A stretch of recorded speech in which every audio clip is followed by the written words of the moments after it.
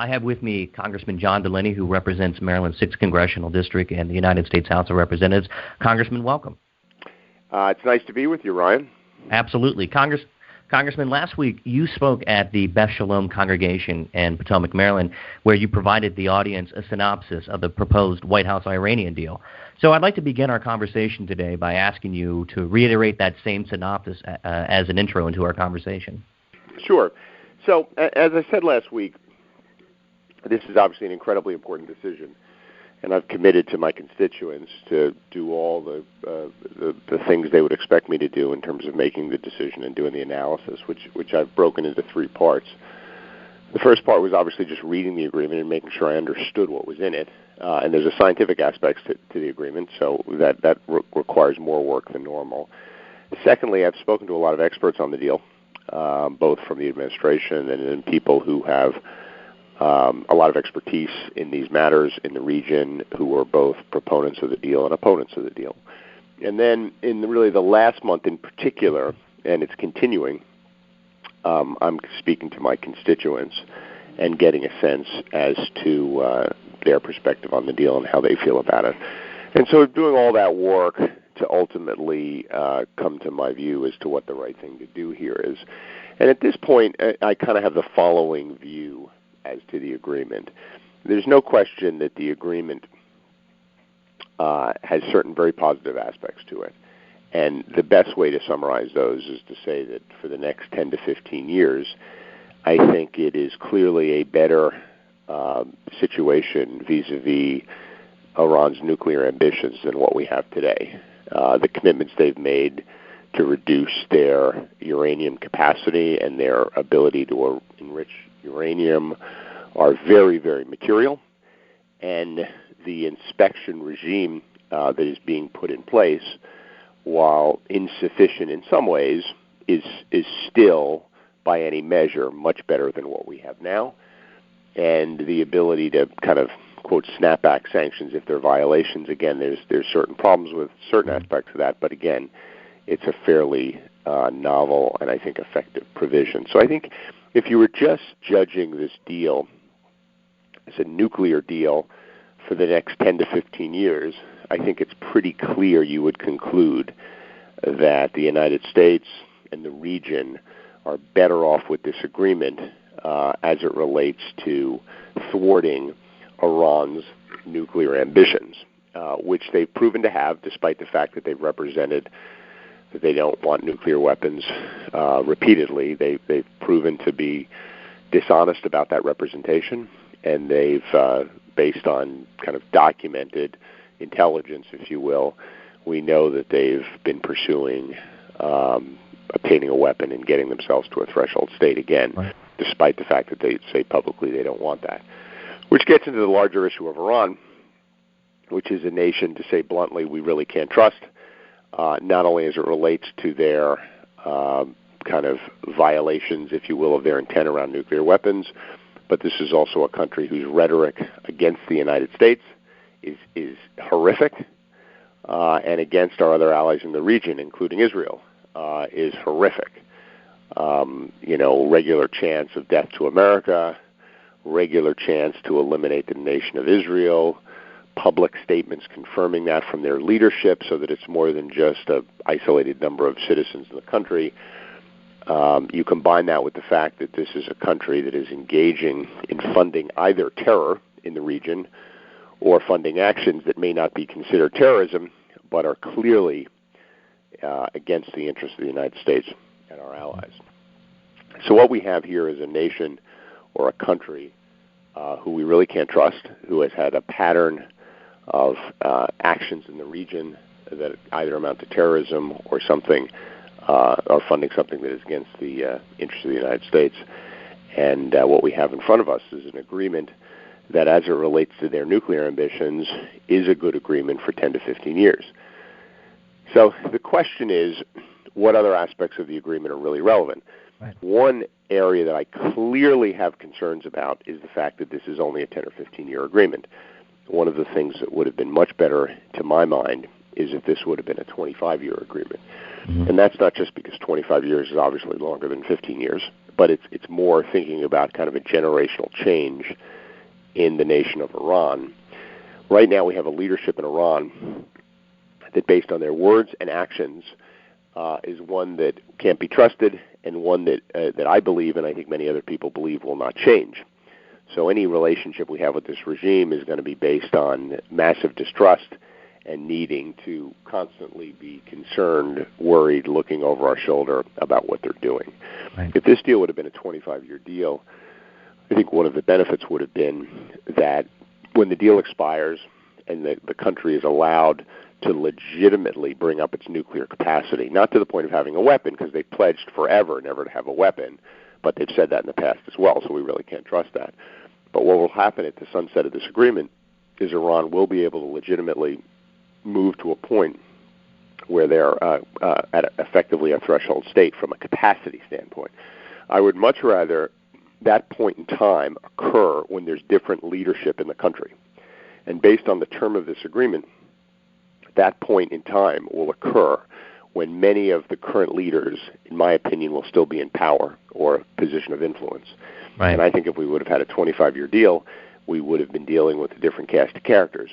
Whether that cast of characters would have been better or worse, none of us know, but we know what the current cast of character is, right? So at least we would have some option of having a better set of leadership the next time this decision came up. So that, I view, is the major flaw of the agreement.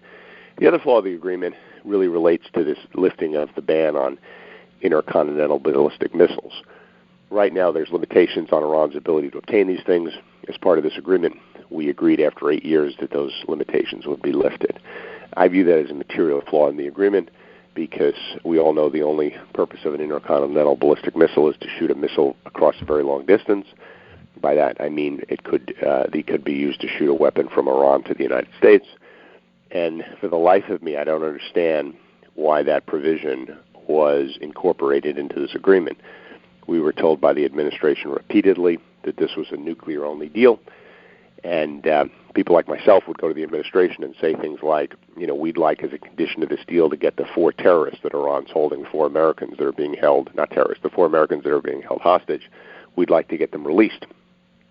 So I went to the administration and said, let's condition any deal on getting the 4 American hostages released. The administration would say to me, we can't really put that on the table because this is a nuclear-only deal, and we're only dealing with the nuclear aspects of the negotiation. Other of my colleagues in Congress would go to the administration and say, we'd like to condition what Iran could do with some of the money. And the administration would say, well, we can't really do that because this is a nuclear-only deal and we can't put other terms on the table.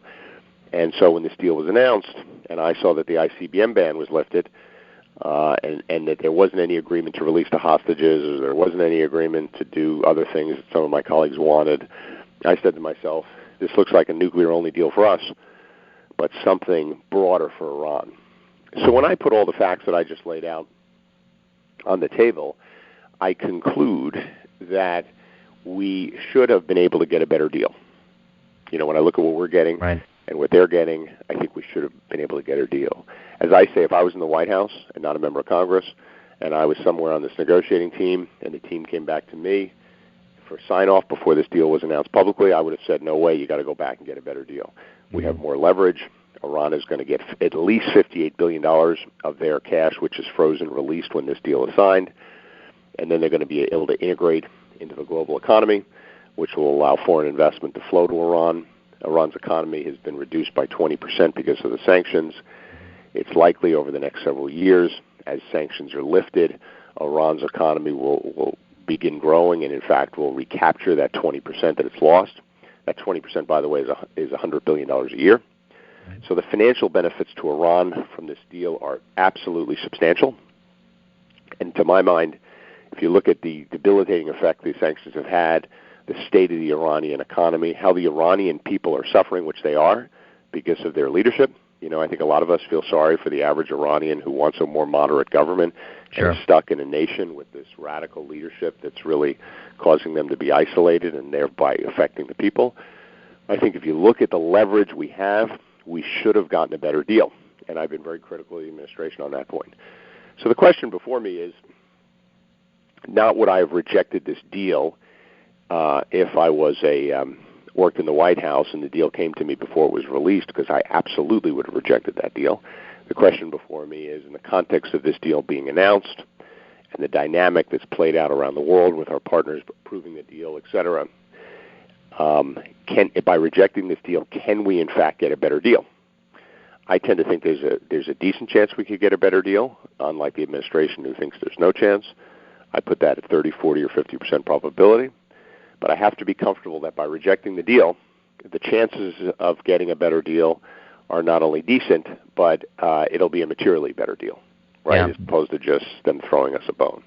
So that's kind of where I am in the deliberations, Ryan. I know I jumped all over the place there, but in the interest of your question, I wanted to get a whole bunch of concepts out there, and then we could go from there. Yeah, no. Well, Congressman, you've answered many of some of the follow-up questions that I was planning to ask, and I want to return back to, so after 15 years, Iran will likely be a wealthier country, and I think this is sort of an open question. And what do you think is going to happen after this 15 years? Because I know that many intelligent people in Congress and public policy and all around the world, we're looking for a long-term strategy. How do you think that's going to reflect after 15 years? So I think you hit the nail on the head. Iran will be a quote wealthier country, and this is what will happen over 15 years if they don't violate, right? So let's go with the scenario that they either don't violate the agreement, or they violate the agreement and we can't detect it, or they violate the agreement in very minor ways, and that makes it hard to put the sanctions back in place. Because one of the weaknesses of this agreement, Ryan, as I'm sure you know, is the sanctions, quote, snapback is an all-or-nothing proposition. Right. So if Iran were to engage in minor violations, it creates a very high standard for snapping back global debilitating sanctions, right? It would be nice if there were kind of partial measures, right, so that if they had a foot foul, then you would do X. Sure. And if they had a major violation, you might snap them all back. But let's go with the scenario that they don't cheat, or they cheat and we don't know about it, or they cheat in a minor way and sanctions don't get snapped back. So Iran's economy should, absent other events we can't predict, be much larger. Now it's about a $500 billion economy. I would expect over the next 5 years it'll grow back to $600 billion, which will probably take that amount of time for them to regain their lost growth, which is about $100 billion. And then the economy will likely grow at kind of a normal rate of growth, 2, 3, 4% a year. So we're likely in 15 years going to be dealing with an economy that's about twice the size, getting close to twice the size of it is now. If they're smart, they will have diversified their economy, because one of the problems they have is they're way too dependent upon oil. Sure. And oil is not necessarily a business you'd want to be in the year 2015. I mean, it's not a bad business to be in, but you shouldn't expect it to grow like it has historically, based on most experts' projections as to the price of oil. And so if they're smart, they'll have diversified their economy. They're now the 18th largest economy in the world. They got about 90 million people. So in 15 years, we should assume that Iran will have much greater financial flexibility. And at that time, they'll be able to have a broad array of conventional and intercontinental ballistic missiles because of the bans that have been lifted.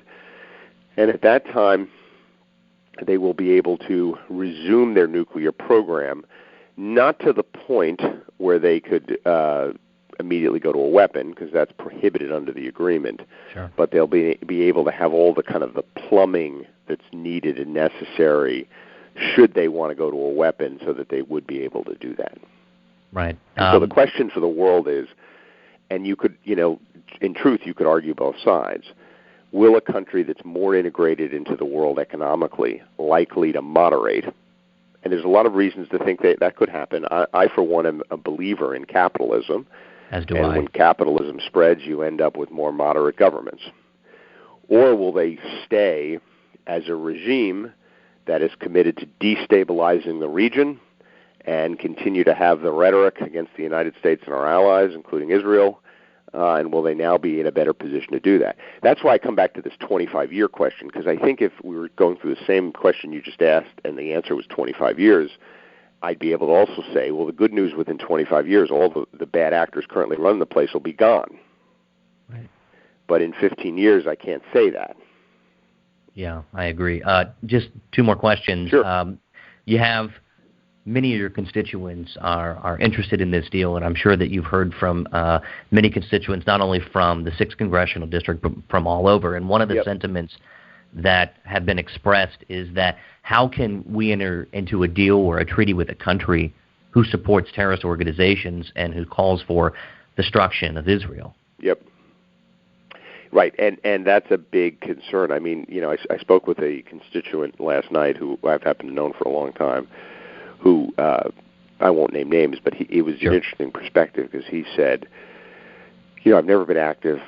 I've never really talked to a member of Congress about anything, but I feel really this is really important to me. He's Jewish, and he was reflecting on growing anti-Semitism that's occurring in parts of the world, including Europe, which is a real concern. And he said, by doing a deal with these people, you're somehow acquiescing to that, right? Sure. And I said, that's a really good perspective. That's beyond just doing business with a bad actor, right? Because look, you don't do peace agreements and treaties with your friends. You always do them with your enemies. We all know that, right? And so it's a question of, are you getting enough out of it, right, to justify what you're obviously doing, which is, quote, in every peace agreement, someone's looking the other way on an issue, right, because you were just at war and you're coming to the table to do peace. So it's clear that there's still a lot of objections between each side, right? And I think that's the case here. It's really, really, and the president has said this, and he's right about this, and many people have said this. This is a deal. This isn't based on trust. It's based on verification. So to me, been, tolerating doing business with bad actors, tolerating giving this country more money, which we know they will use to fund more terror. We should almost assume that's a mathematical certainty, right? I mean, none of us know for sure, but why wouldn't a country who has regional ambitions and is using their current very limited treasure to fund terror, why wouldn't they expand those activities when they have access to more money? Right, so I think you have to assume that. I was always okay with that notion, provided we took a material and definitive step to both A, limit them from having nuclear weapons, forever, and B, helped in the global quest to limit the spread of nuclear weapons. Right, which is something that everyone should care about. And so that's really the question. I came to this debate from the beginning saying, there's a deal to do here, and I understand if we were to sign that deal, we would know we're doing business with a bad actor, and we would know that they're getting some money and they'll do some bad things. But there is some things worth getting even to give that up. Sure. And that's where I am. I know it's a tough decision, and I know that you, like you said at your speech at the Beth Shalom congregation, that you're weighing this. And I overheard someone behind me say that this is a defining piece of legislation, and that many elected officials like yourself they're going to be taking this vote. And I can see that you put a lot of thought into that, and I can appreciate that, as you mentioned, that you're talking to your advisors, your constituents, and that you're listening to us. So my final question, I'd be remiss if I didn't ask you, as it stands now, Congressman, do you plan to vote for or against the deal? Well, Ryan, I appreciate and respect the question, but since I'm not ready to announce my position, I probably will defer, if that's okay with you. I understand, but nonetheless, Congressman, I know you're a busy man, and I appreciate your representation of our 6th Congressional District, and I really appreciate your time to reach out and to have this conversation. It's an important one, and I hope you will come back, and I want to thank you again. I mean, I really like transparency around all these issues, because I think part of our role, I mean, listen, it's a real privilege to serve the 6th District, as you know, being being from Hagerstown, but also spending a lot of time in Montgomery County. It's a great place. And I love talking to my constituents about how I'm thinking about things, because my view is they may agree with me, they may disagree with me, but there's a lot of information that we have the unique opportunity to get privileged to as a member of Congress. Right. And I love to take any opportunity I can to share with them everything I'm hearing on any issue. Because whether they agree with me or not, they may get more information out of it. No, and I appreciate the conversation because there's so much there seems to be a lot of background noise and a lot of politics, and the opportunity to have a thoughtful and profound and provocative policy discussion is what matters, is because there's a lot of deep thinkers on this issue, and I believe you to be one of them, and that is meaningful in the background noise, as I just said, of this discussion. It's an important vote, and I'm glad that you took the time today to talk with me and record an interview. My pleasure. Anytime you want to chat about something, give me a buzz. I appreciate that, Congressman. Well, you have a great day. And, great. Enjoy your Labor Day weekend, Ron. You too, and thank you to your staff for setting this up. Okay, great. Bye-bye. All right, take care. Bye.